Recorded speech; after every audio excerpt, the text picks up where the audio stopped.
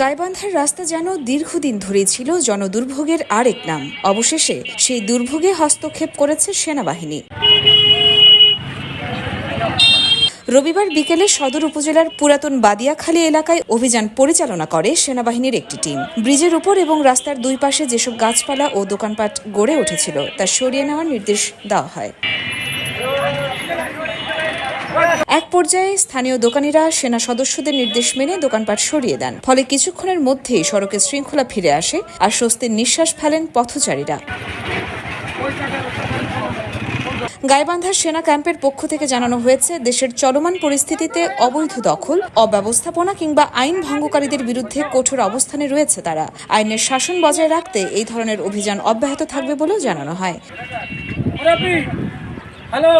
এদিকে স্থানীয়রা সেনাবাহিনীর এই পদক্ষেপকে স্বাগত জানিয়েছেন। তাদের দাবি, এই ধরনের উদ্যোগ যদি নিয়মিতভাবে না হয় তাহলে গাইবান্ধা শহরের যানজট অনেকটাই কমে যাবে।